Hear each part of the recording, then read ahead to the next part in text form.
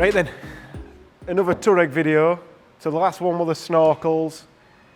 They're going off a powder coat when we've done what we're doing. But we had a delivery yesterday. Got some new wheels, so as if by magic, which that what cheesiest thing we've ever done. It weren't magic. So these are some ALPHAequipt or something like that, I think they are. Can't remember it all. We'll put it all up on screen because nobody ever remembers what I say anyway. But these are basically G-Wagon wheels. They've ended up coming from America. I found the place where I got these from, Jack Wagon Overlanding, or Jack Wagon, or however you want to say it. I'm not American, so it is what it is. But I wanted some beadlock wheels, which there's not many beadlock wheels, or not any beadlock wheels that should be road legal. But G-Wagons, probably some Land Rovers at some point, but G-Wagons came with some Hutchinson 16-inch beadlocks, which are no good when you've got calipers that big.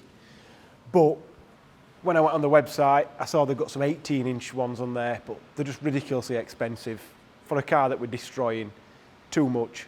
But I did see these 18B9s in 5x130, which is quite rare. You can get 8s pretty easy, 18B8s, no problem. But knowing what tyre I wanted to fit, I wanted a 9-inch wheel. 10 might have done it, but a 9-inch were definitely better. So I got onto Travis at LK Performance, and he sorted me these Renegade tyres out, and these are the new RT Plus, which have not been out very long, which they're rugged terrain, whatever you want to call them. They're sort of like a hybrid tyre, I think they call them in America, which is like mud terrain on the outsides and a little bit closer, sort of more like an all-terrain-ish, but this is definitely more mud terrain than all-terrain. Some of them are a little bit more all-terrain-y, but this does get a lot of use on the road, but I don't want it to be getting stuck in the field either, so in the mud. So these seem to be the perfect compromise, and they're a 33 by 12.5 by 18, so they're pretty much one of the wider tyres that you can get. Height-wise, you get 37-inch, you go absolutely crazy, but we are completely re-engineering this car front and rear. We're not going to get anything bigger than this to fit. This is going to be a real tight squeeze, because if you look here, the intercooler's like pretty close to even this sort of standard fitment wheel. We've chopped a bit at well arcs, it were wearing away before. I think I'm going to have to push the intercoolers forward, but I have got, if that don't work, stay there, Danny. If we can't get enough room just doing that, we'll push the subframe all the way forward, get rid of the intercoolers, and I'm going to do something with this, which this is an M550D charge cooler. So we're going to have to chop and weld and mess about, and maybe it don't cool enough, I don't know. But they've got 2 charge coolers on them, but they've got 4 turbos, so they run a lot of pressure. This is not running a lot of pressure at all. So this might work, it might not. We'd have to run that with a separate water cooler in front of the standard one, but the aircon doesn't work on this, so I'll probably rip the aircon off, and then we should have a bit more room up front. But maybe that'll happen, maybe that won't happen. I'm hoping I can just move them intercoolers forward, a little bit of chopping, and we'll go from there. But then the charge cooler, that'll probably open up where we can do something a little bit more aggressive with the front bumper, because I always like the look, especially when you've got a big daft tyre on like this, when you sort of hack away at the bumper, and sort of more like what the rival bumper is on the Amarok, if that video's gone out before this. You get a lot more clearance, and I want to really, if I can, try and get a little bit more at this front, because I have sort of ground this out a little bit, definitely knocked the fog grill off before, so if we can get a little bit more clearance around there, that'd be good. But it is what it is. We're going a little bit extreme with this now. It didn't start out at that, but for some reason I've got the 4 other tyres here, Alpha wheels, but the other 4, FedEx are holding them hostage again, so seem to be having a problem with this with wheels and couriers, but it is what it is. So I'll do the test fitting now with this one, and then I'll order the spacers that I need, because I'm definitely going to need spacers. I know I need spigots. So yeah, bit of a pain having to do two and mess about, because I can get the spacers probably today if I need them, but we'll see.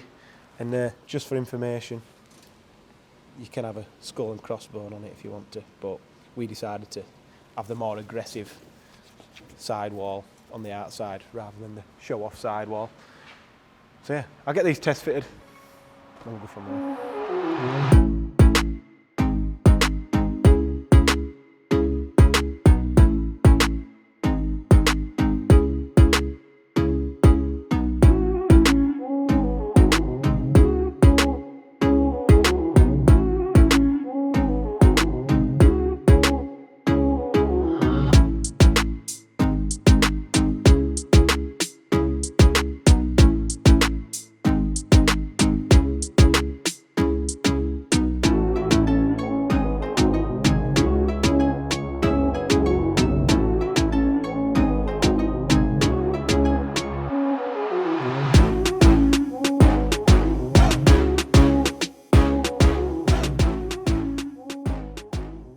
So the wheel's on, in inverted commas.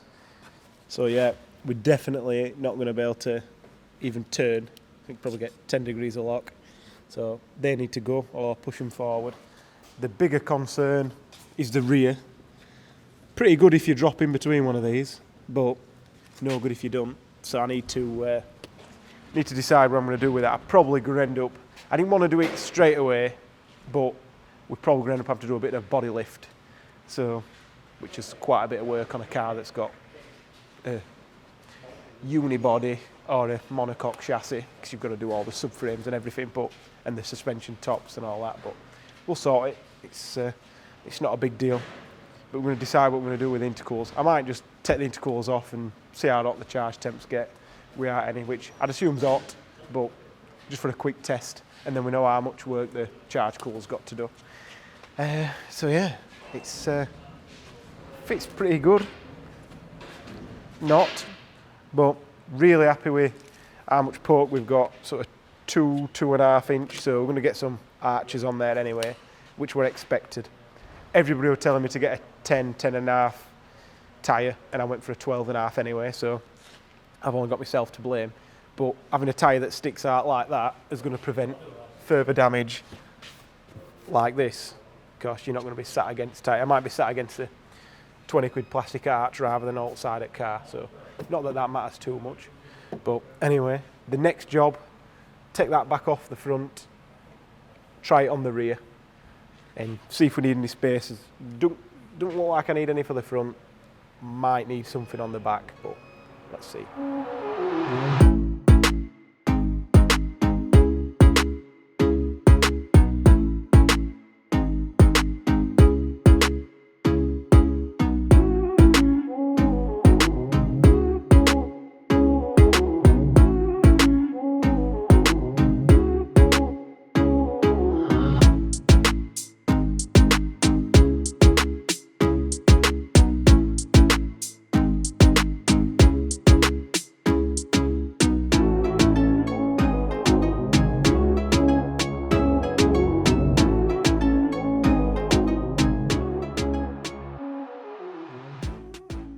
The back one's on, and to be fair, it fits pretty well.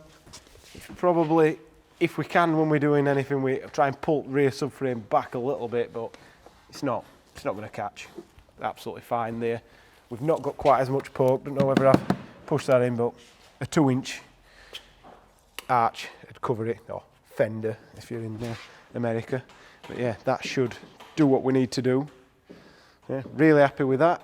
I'm just going to check if it'll work, if I can put it to load level, which is like the lowest that it'll do, and see if it gets anywhere near to anything on inside. But I can't feel anything anywhere near to anything. It's all sort of, everything on the rear is sort of smaller diameter than the wheel, and that arm's absolutely miles away. So yeah, really happy with that.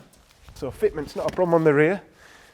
The front's an absolute pain. Definitely be easier if you if you've got a petrol one that's got no turbo, because you shouldn't have them intercoolers getting in your way. You'll be able to just hack away to your heart's content. So I'll check the I'll check it dropping down. If it goes down, this suspension just seems to do whatever it wants. But yeah, we've got a lot of work to do, so I think this is probably going to be end of video. If you want to see where we got the stuff from, have a look in the description. The links will all be in there. And yeah, see us off-roading soon, hopefully.